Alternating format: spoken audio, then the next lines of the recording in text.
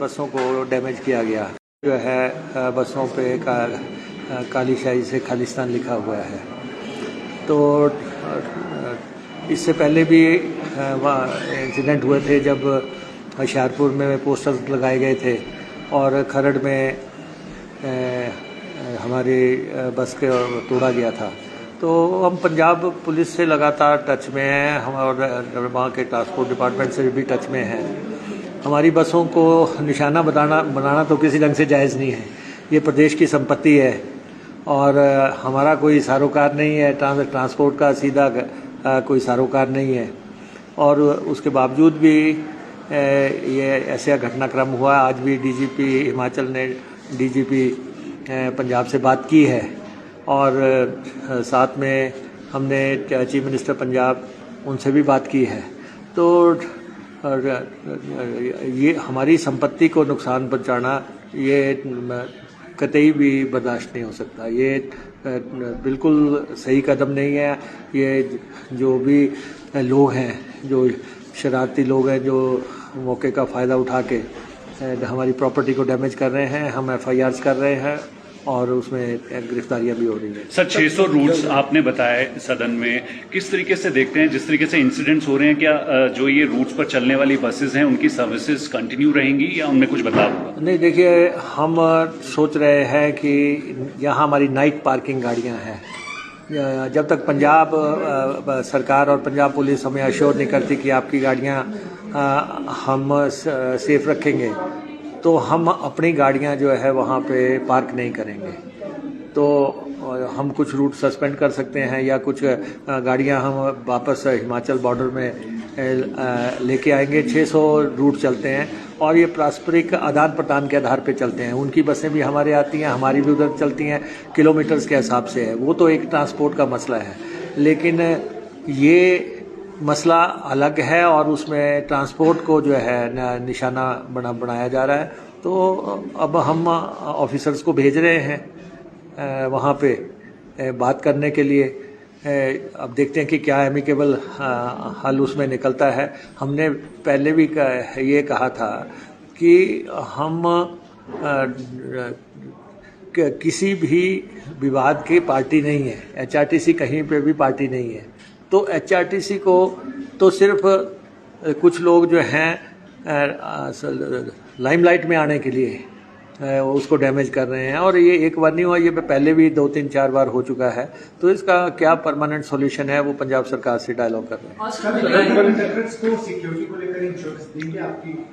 डर भी रहे हैं सर, आज भी बात हुई थी कि वो डर भी रहे हैं बस ले जाने में और ये भी दिख रहा है कि पंजाब सरकार गंभीर नहीं लग रही है। नहीं, देखो, अपनी बसों को बचा के रखना और अपने यात्रियों की सुरक्षा करना ये हमारी जिम्मेवारी है। इसलिए हम लगातार पंजाब से डायलॉग कर रहे हैं, हम बात कर रहे हैं ताकि इसका परमानेंट हल निकल सके। नहीं तो हम अपने ड्राइवर कंडक्टर यूनियंस और हमारे ट्रांसपोर्ट की जो दूसरी यूनियंस हैं, हम जो लोग बसें लेके जाते हैं और जो उनके प्रतिनिधि हैं, उनके साथ भी हम डायलॉग करके फैसला करेंगे कि हम आगे क्या कदम उठाना है। सर, दिल्ली जाने वाले यूनियन मिनिस्टर से मुलाकात का कारण क्या है? नहीं, वो तो मुख्यमंत्री जी गए हैं। होम मिनिस्टर्स की मुलाकात है देश के, तो उसमें वो भी हिस्सा ले रहे हैं। क्या इसी हाँ, तो दिल्ली तो जाना ही पड़ता है।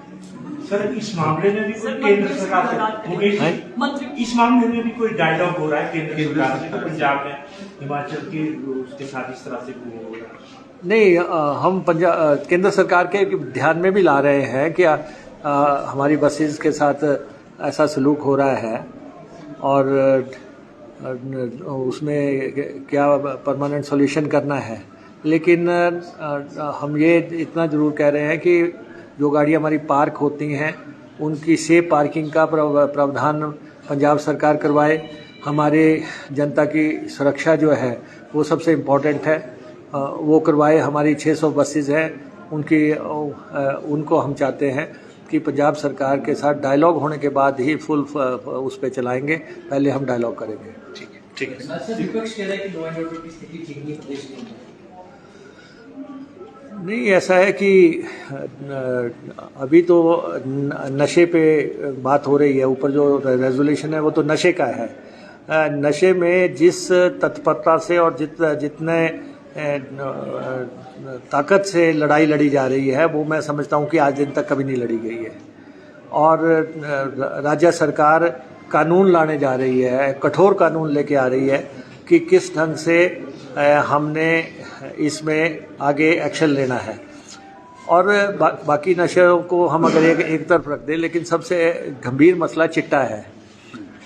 और ये कुछ लोगों का ये कहना कि पुलिस काम नहीं कर रही है या प्रशासन काम नहीं कर रहा है या सरकार नहीं कर रही है, मैं समझता हूँ ये तो बिल्कुल गलत है। 11 किलो चिट्टा पकड़ा गया है और 1700 कुछ लोग जो हैं हमने हिरासत में बंद किए हैं।